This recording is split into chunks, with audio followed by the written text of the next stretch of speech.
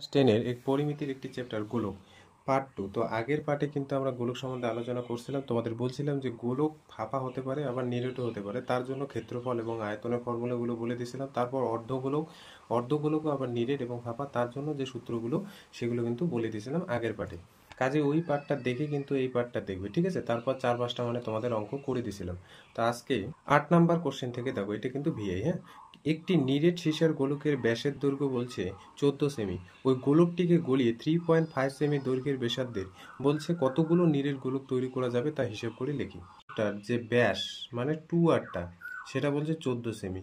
এই নিরেট সীসার গোলকটাকে বলছে গলিয়ে 3.5 সেমি ব্যাসার্ধে, 3.5 সেমি মানে 8টা 3.5 সেমি এরকম কতগুলো আমি যোগ দিলাম এই কারণে, বলছে এই গোলকটাকে যখন গোলাবো তখন অনেকগুলো এই ধরনের 3.5 সেমি ব্যাসার্ধের সীসার গোলক কতগুলো এরকম পাওয়া যাবে সেটা তোমাকে নির্ণয় করতে বলছে, ঠিক আছে? এই গোলকটাকে গলিয়ে 3.5 সেমি ব্যাসার্ধের কতগুলো নিরেট গোলক পাওয়া যাবে সেটা তোমাকে নির্ণয় করতে বলছে।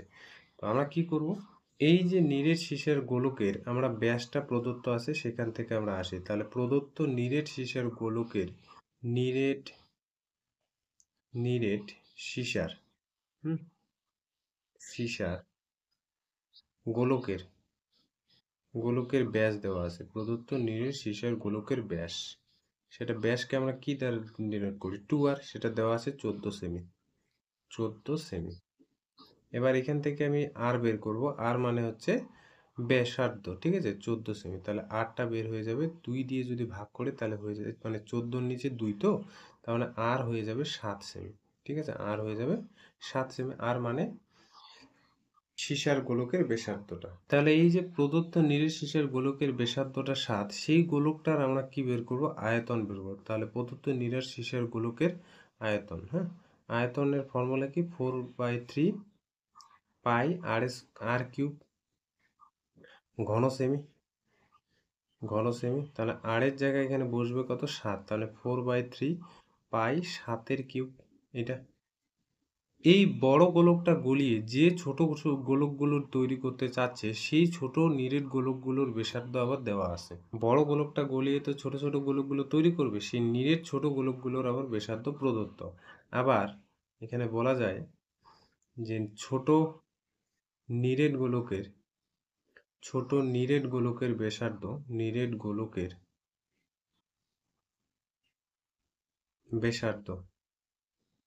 ব্যাসার্ধকে আমরা আর দ্বারা ডিনোট করে, আর 3.5 এটা কি সেমি।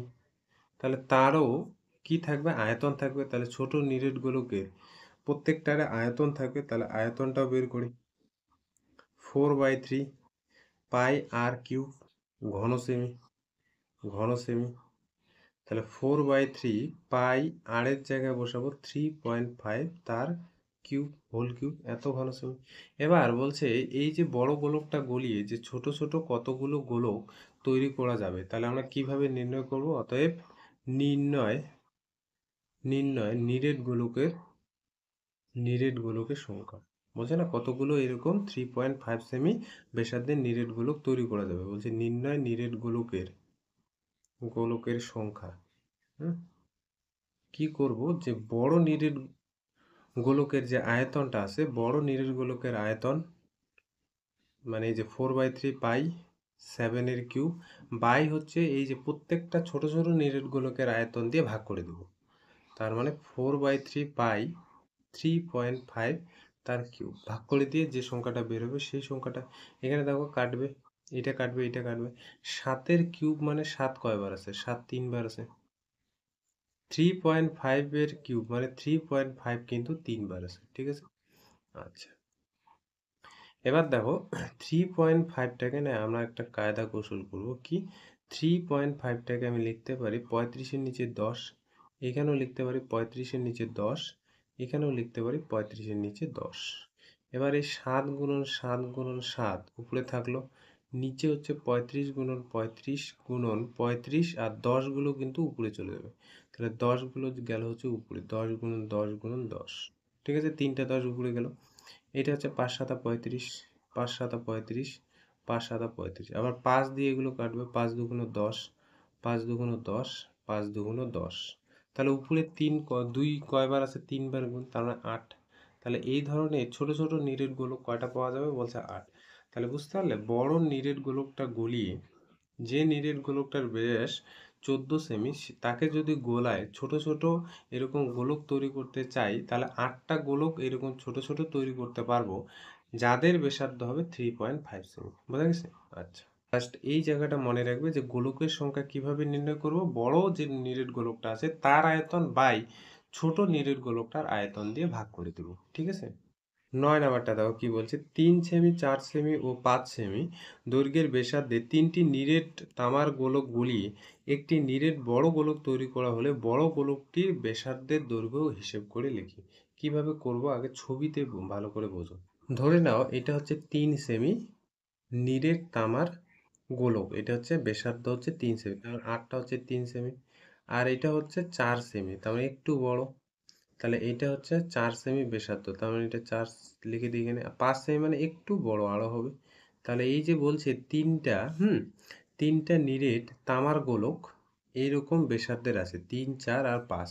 বলছে তিনটাকে আমরা গোলাবো, তার মানে তাদেরকে যোগ করব, যোগ করার পর এইখানে যে একটা বড় গোলক তৈরি হবে তাদেরকে গলিয়ে একটা বড় গোলক তৈরি করব। তিনটা আলাদা আলাদা আকারের আছে, সে আলাদা আলাদা আকারের তিনটা নিরেট তামার গোলককে গুলিয়ে একটা বড় নিরেট গোলক আমরা তৈরি করব। তাহলে বলছে সেই নিরেট গোলকটার ব্যাসার্ধটা কত হবে সেটা তোমার নির্ণয় করতে বলছে। ঠিক আছে? এরপর আমরা কিভাবে এটা অঙ্ক সলভ করব, দেখো যে নিরেট গোলকের ব্যাসার্ধ হচ্ছে 3 সেমি, তাহলে এখান থেকে সমাধানটা এইখান থেকে লিখবে। ঠিক আছে? আচ্ছা, আমি এখানে দেখো তো লিখতে কি পারি, 3 সেমি ব্যাসার্ধ বিশিষ্ট, 3 সেমি ব্যাসার্ধ বিশিষ্ট নিরেট, হ্যাঁ, এই যে এই গোলকটার কথা বলছে, নিরেট নিরেট তামার গোলক, তামার গোলকের আয়তনটা বের করবো। 3 সেমি ব্যাসার্ধ বিশিষ্ট নিরেট তামার গোলকের কি হবে, 4/3 পাই আর কিউব, বলতে এখানে 8টা কত, 8টা হচ্ছে 3 সেমি, তার মানে 3-এর কিউব, এত ঘন সেমি। বুঝতে পারলে? 3 সেমি যেটা ব্যাসার্ধ বিশিষ্ট নিরেট তামার গোলক, তার আয়তন এটা বেরোবে। যদি আমি বলি যে 4 সেমি ব্যাসার্ধ বিশিষ্ট নিরেট তামার গোলকের আয়তন, তাহলে 4/3 পাই 4-এর কিউব ঘন সেমি। তাহলে হচ্ছে 5 সেমি ব্যাসার্ধ বিশিষ্ট, তার মানে এই গোলকটার কথা বলছি, 5 সেমি নিরেট তামার গোলকের আয়তন কত হবে, 4/3 পাই 5-এর কিউব, এত ঘন সেমি। এই যে বিভিন্ন ব্যাসার্ধের নিরেট তামার গোলকে গুলিয়ে যে বড় নিরেট গোলক তৈরি করছি, সেই নিরেট গোলকের ব্যাসার্ধটা তোমার নির্ণয় করতে বলছে। তাহলে আমরা ধরে নিচ্ছি যে বড় নিরেট গোলকটার ব্যাসার্ধ হচ্ছে আর।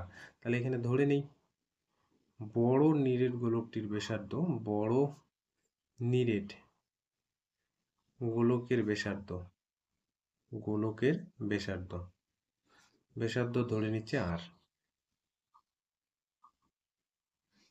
তাহলে যে ব্যাসার্ধেই হোক না কেন তার একটা আয়তন থাকবে, অতএব বড় নিরেট গোলকের আয়তন যদি আমি বের করতে চাই, তাহলে কোন ফর্মুলা, একটাই ফর্মুলা, এত সেমি ধরবো, কারণ এটা যদি সেমি হয় এখানেও এটা সেমি হবে। আয়তন হচ্ছে 4/3 পাই আর কিউব ঘন সেমি, আর কিউব ঘন সেমি। ঠিক আছে? এবার প্রশ্ন মতে জিনিসটা ভালো করে বুঝবে। আচ্ছা, প্রশ্ন মতে এই যে দেখো যে গোলকটার ব্যাসার্ধ 3 সেমি, 4 সেমি, 5 সেমি, তাদের তো একটা নির্দিষ্ট আয়তন আছে। তাহলে এই তিনটা গোলকের আয়তন সমান সমান যে বড় গোলকটার আয়তন আমরা বের করব, যার ব্যাসার্ধ বের করব, সেই গোলকটার আয়তনের সঙ্গে সমান হবে কিনা। তাহলে এই গোলকটার মানে বড় গোলকটার আয়তন তিনটে গোলকের আয়তনের যোগফলের সমান। তার মানে আমি বলতে চাচ্ছি 3 সেমি, 4 সেমি, 5 সেমি ব্যাসার্ধ বিশিষ্ট নিরেট তামার গোলকের আয়তন তিনটার যোগফল বড় বড় গোলকের আয়তনের যোগফলের কি হয়ে যাবে, সমান হবে।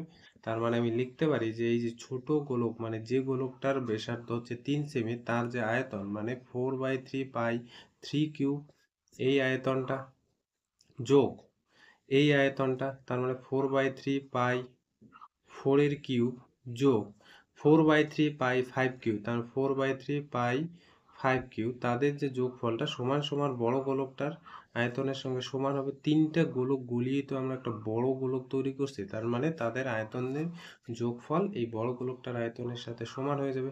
দেখো তো প্রত্যেকটা টার্ম থেকে কি কমন যায়, 4/3 পাই কমন যায়, তাহলে পড়ে থাকবে 3 এর কিউব, 4 এর কিউব, 5 এর কিউব, আর এইখানে পড়ে থাকবে হচ্ছে 4/3 পাই আর কিউব। এই জন্য পাইয়ের মানটা বসায়নি, কারণ এটা কেটে যাবে। 3 এর কিউব মানে 27, 64, আর হচ্ছে এখানে 5 এর কিউব মানে 125 is equal to r cube. তাহলে আর কিউব এগুলো সমস্ত কিছু যোগ করলে হয়ে যাবে তোমার 216। তাহলে 216 কোন সংখ্যাটার পাওয়ার 3 নেব যাতে করে তার 216 হয়, তাহলে এখানে দেখো 6 এর কিউব 216, তাহলে আর এর ভ্যালু হয়ে যাচ্ছে 6। আর কি ধরছিলাম, আর ধরছিলাম হচ্ছে বড় গোলকটির ব্যাসার্ধ। অতএব এই যে পেয়ে গেলাম বড় গোলকটির ব্যাসার্ধ পেয়ে গেলাম, বড় গোলকটির ব্যাসার্ধ 6 সেমি।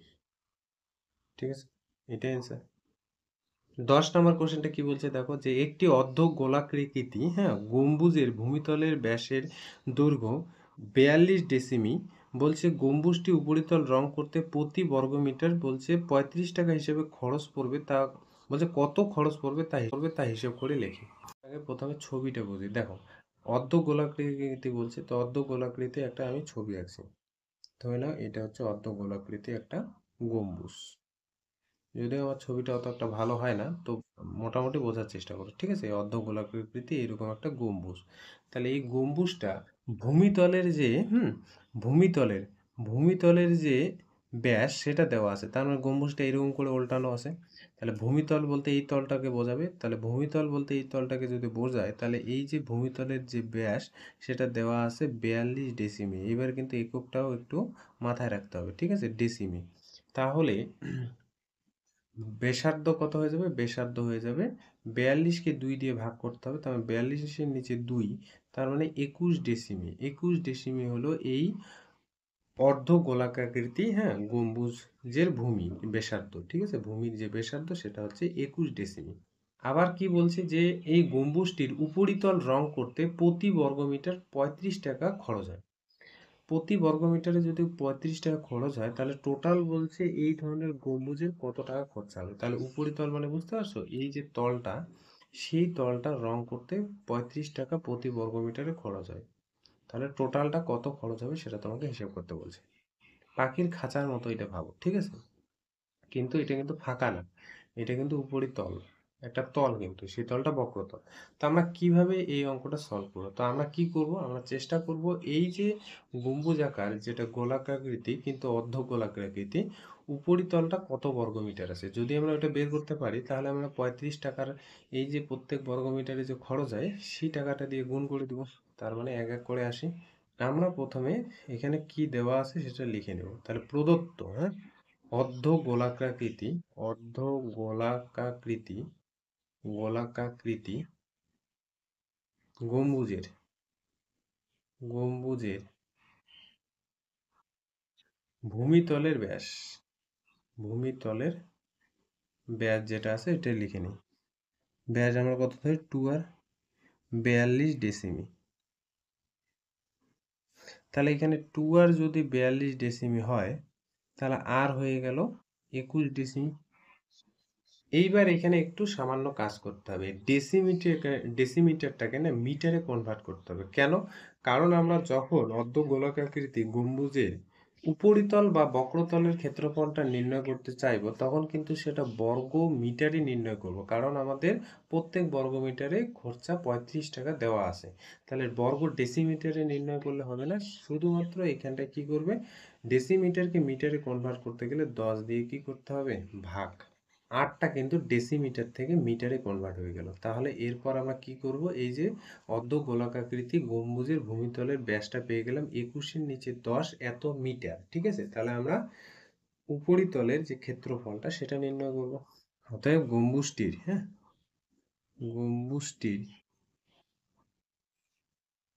উপরিতলের ক্ষেত্রফল মানে বক্রতলের ক্ষেত্রফলটা, ঠিক আছে, 2 পাই আর স্কোয়ার তখন কি হয়ে যাবে বর্গ মিটার।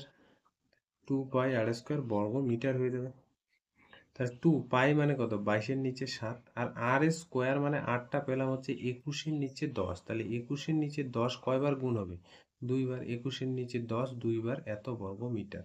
একটু কাটাকাটি করি এখানে দেখো, 3 7 21, আর এখানে কি 5 2 10, এটা কাটবে আর মানে কাটবে না, উপরে হচ্ছে এই 66 আর হচ্ছে 21 গুণ, আর নিচে হচ্ছে 50, তাই না?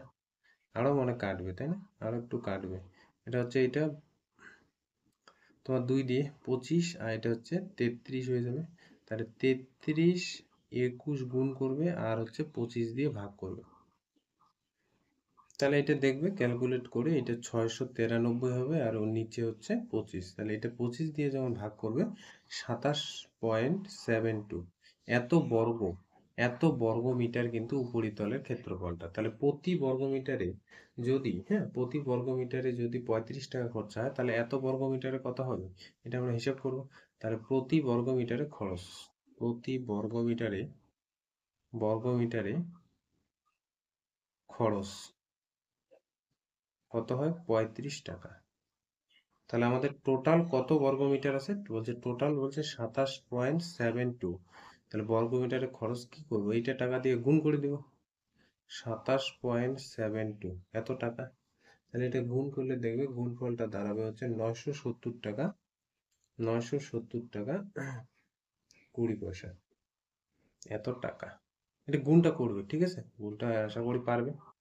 11 নম্বর কোশ্চেনটা কি বলছে দেখো, একই ধাতুর পাত থেকে তৈরি দুটি ফাঁপা গোলকের ব্যাসের দৈর্ঘ্য যথাক্রমে 21 সেমি, 17.5 সেমি গোলক দুটি তৈরি করতে যে পরিমাণ ধাতুর পাত লেগেছে তার অনুপাত নির্ণয় করি। ছবিতে ভালো করে বুঝবে, ধরে নাও এটা হচ্ছে ফুটবল আকার কোনো একটা গোলক তৈরি করছে। তাহলে ফুটবল আকার গোলক যদি তৈরি করে তাহলে কিন্তু ভেতরটা ফুটবলের যেমন ফাঁকা, তাহলে এই গোলকটারও কি হবে বলতো ফাঁকা। তাহলে এই যে গোলকটা তৈরি করতে, হ্যাঁ, কত ধাতু লাগছে তার অনুপাতটা তোমার বের করতে হবে। তাহলে এই গোলকটার ব্যাস মানে 2rটা হচ্ছে কত বলছে 21 সেমি।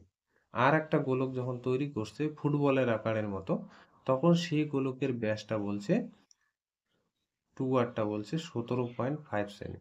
তাহলে বলছে এইখানে কতগুলো ধাতব পাত লাগছে আর এইখানে কতগুলো ধাতব পাত লাগছে, তাদের যে অনুপাত সেটা তোমাকে নির্ণয় করতে বলছে। তাহলে এইখানে এই যে ফুটবল আকার যদি ধাতব পাতটা চিন্তা করো, তাহলে এইখানে কতগুলো ধাতব পাত লাগছে মানে বলটার চামড়াটা, তাহলে বলটার চামড়াটা মানে কি সমগ্র তলের ক্ষেত্রফলটা বা বক্রতলের ক্ষেত্রফলটা।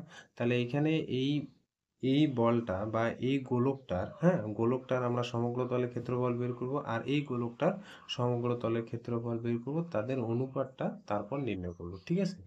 তার সমাধানটা কি করে করব, তাহলে ধরি প্রথম গোলক, এটাকে প্রথম বলি এটা দ্বিতীয় বলি, হ্যাঁ, প্রথম গোলকের ব্যাস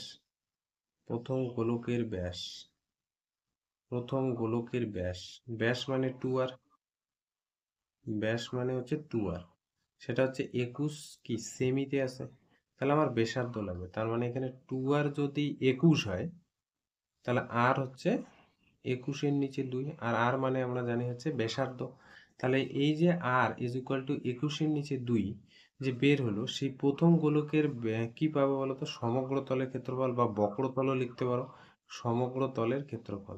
ফর্মুলা কি, সমগ্র তলের ক্ষেত্রফলটা বের হবে 4 পাই আর স্কোয়ার, তাই না, 4 পাই আর এর স্কোয়ার এত বর্গ সেমি। তাহলে এটা কি হবে 4 পাই আর স্কোয়ার বলতে 21-এর নিচে 2 তার স্কোয়ার এত বর্গ সেমি, ঠিক আছে। আবার দ্বিতীয় যে গোলকটা আছে না, সেই গোলকটার ব্যাস দেওয়া আছে। তাহলে দ্বিতীয় গোলকের ব্যাস দ্বিতীয় গোলকের ব্যাস 2r, সেটা কত 17.5 সেমি, হ্যাঁ, দ্বিতীয় গোলকের ব্যাস। তাহলে ব্যাস থেকে ব্যাসার্ধ বের করবো, 2r বলছে 17.5 সেমি। তাহলে আরটা কত বেরোবে, আরটা বেরোবে হচ্ছে 17.5 বাই হচ্ছে 2 এত সেমি।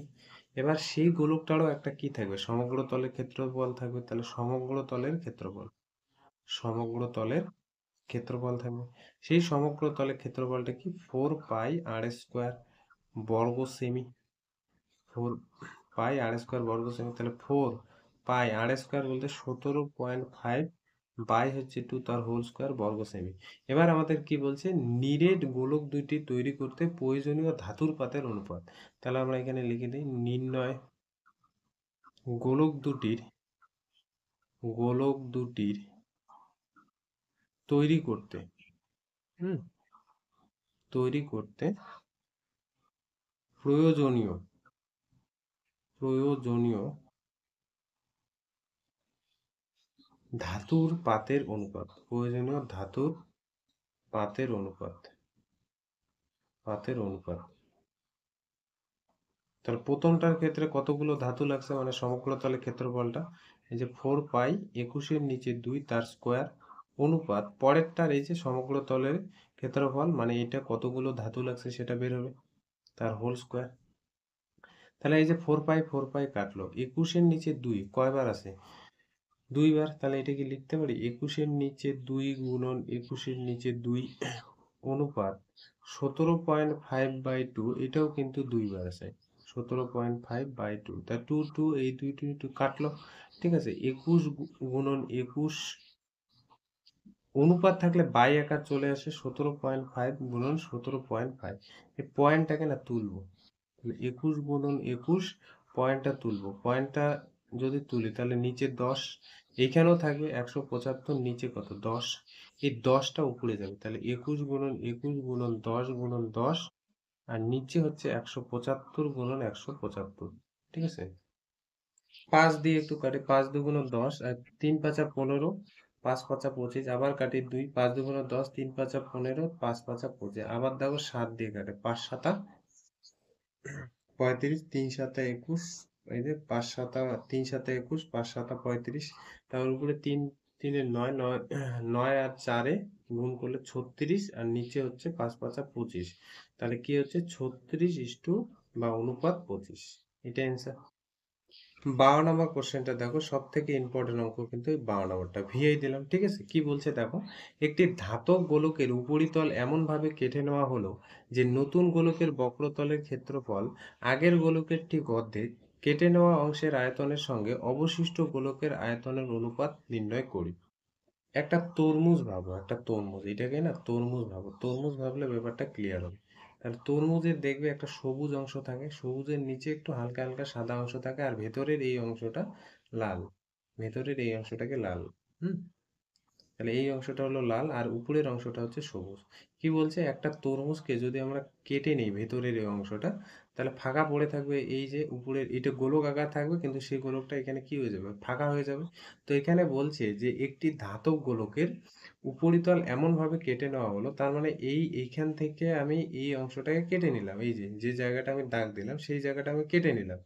কেটে নেওয়ার ফলে বলছে একটা নতুন এখানে একটা যে গোলক তৈরি হলো, সেই গোলকের ক্ষেত্রফল, এই গোলকটার ক্ষেত্রফল বড় গোলকটার ক্ষেত্রফলের ঠিক অর্ধেক, অবশ্যই, কারণ এই গোলকের ক্ষেত্রফলটা কমে যাবে বড় গোলকটার ক্ষেত্রফল থেকে। তারপর বলছে কেটে নেওয়া অংশের আয়তন, মানে এখানকার আয়তন, আর বলছে যে অবশিষ্ট গোলকের আয়তন, মানে এই অংশটা যে পড়ে থাকলো তার আয়তনের অনুপাতটা তোমাকে নির্ণয় করতে বলছে। যদি আমরা এইভাবে কেটে নিই তাহলে এখানে দুই ধরনের ব্যাসার্ধ দেখতে পাবো।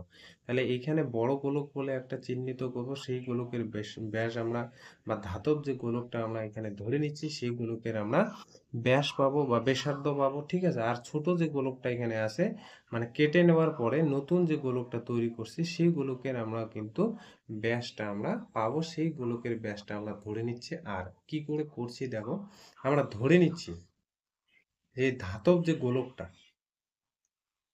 ধাতব মানে পুরোটা, তরমুজটা কাটার আগে, হ্যাঁ, পুরোটা ধাতব গোলকের গোলকের ব্যাসার্ধ, পুরো গোলকটার ব্যাসার্ধ আমি ধরে নিচ্ছি আর একক, যেহেতু কোনো একক বলে নাই সেমি টেমি, সেই জন্য আমি একক লিখে দিলাম। তাহলে পুরো গোলকটার ব্যাসার্ধ যদি আর হয় তাহলে সেই ধাতব গোলকের কি থাকবে, সেই ধাতব গোলকের তোমার থাকবে হচ্ছে বক্রতলের ক্ষেত্রফল, মানে বাইরেরটা বক্রতলের বা সমগ্রতলের লিখলেও হতো, বক্রতলের ক্ষেত্রফল ফর্মুলা কি, 4 পাই r স্কোয়ার, তাই না, 4 পাই r স্কোয়ার বর্গ একক।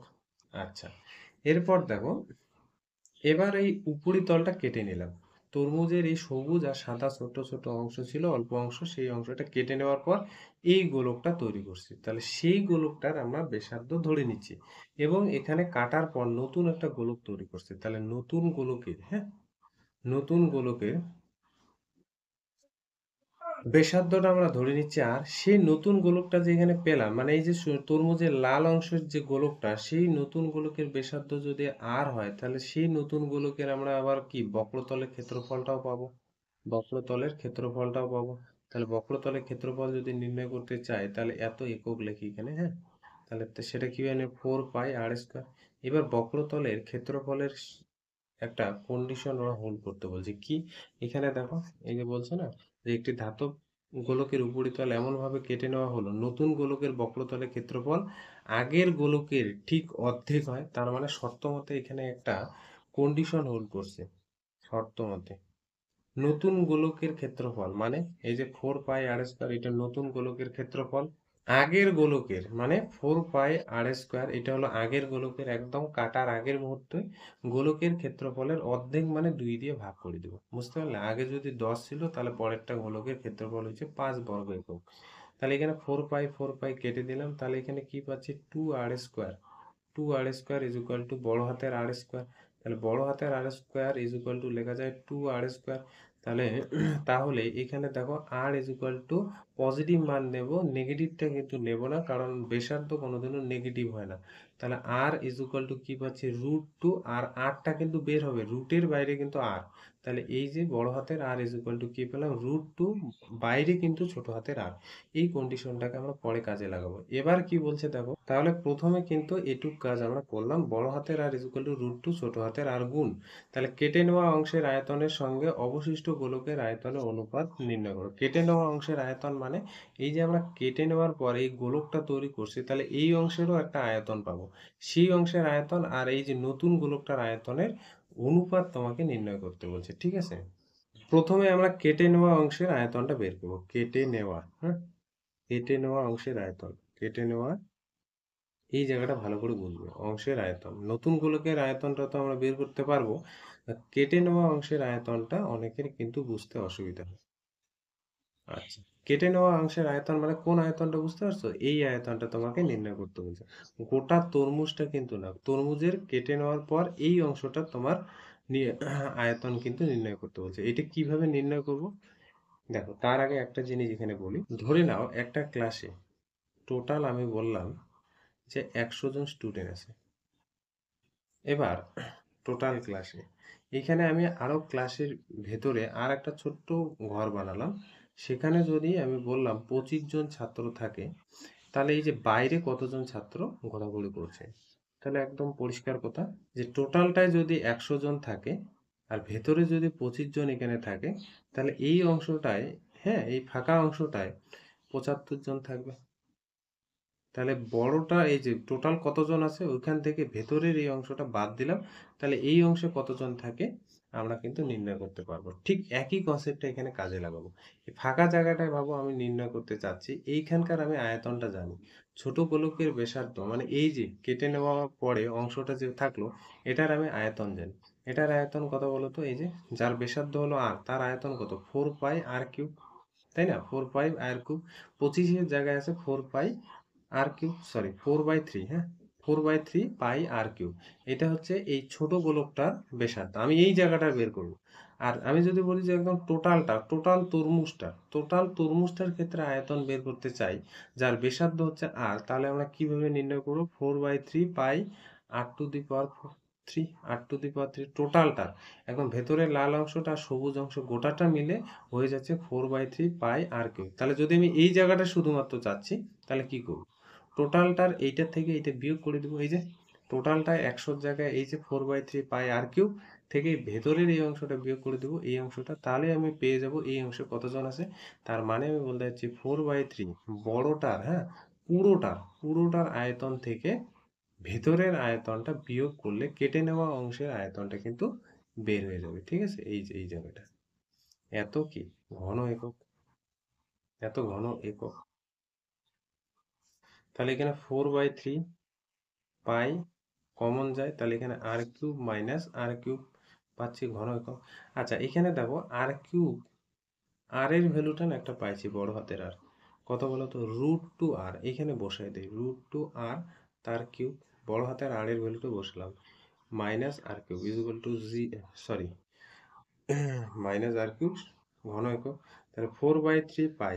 এখানে দেখো √2 কয়বার আছে গুণ, √2 এর পাওয়ার 3, মানে √2 3 বার গুণ আছে, আর আর কয়বার গুণ আছে 3 বার, তাহলে আর এর কিউব লেখা যায় মাইনাস আর এর কিউব। তাহলে √2 2বার যদি আমি গুণ করি তাহলে আমি কি পাবো বলো তো, 2 পাবো। 2, আর এখানে √2, আর এখানে আর কিউব মাইনাস আর কিউব পাবো।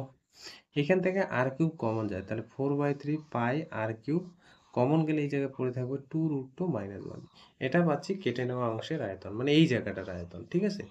আর তোমাকে কি বলছে, কেটে নেওয়া অংশের আয়তন, আর বলছে যে নতুন অবশিষ্ট গোলকের আয়তন, হ্যাঁ, কেটে নেওয়া অংশের আয়তনের সঙ্গে অবশিষ্ট গোলকের আয়তন, এই যে করতে হবে অবশিষ্ট, কেটে নেওয়ার পর সবুজ অংশটা কেটে নেওয়ার পর অবশিষ্ট গোলকের, গোলকের আয়তন, সবুজ অংশটা তুলে নেওয়ার পর তার ব্যাসার্ধ যদি আর হয়, ব্যাসার্ধ যদি আর হয়, সেই গোলকের আয়তনটা কি 4/3, 4/3 পাই আর কিউব, এত ঘন একক। এবার এই দুইটার অনুপাত তোমাকে নির্ণয় করতে বলছে, ঠিক আছে। অতএব কেটে নেওয়া, কেটে নেওয়া, কেটে নেওয়া অংশের আয়তন, আয়তন এবং এবং অবশিষ্ট গোলকের, অবশিষ্ট গোলকের, গোলকের আয়তনের অনুপাত, আয়তনের অনুপাত। কেটে নেওয়া অংশের আয়তনটা কত, 4/3 পাই আর কিউব, এই যে এটা 2√2 - 1 অনুপাত 4/3 পাই আর কিউব। দেখো এটার সাথে এটা পুরোটা কাটবে, তাহলে এখানে কিছু নেই মানে কত, 1, তার মানে এখানে কি বললাম, 2√2 - 1 অনুপাত 1, এটাই অ্যান্সার, ঠিক আছে।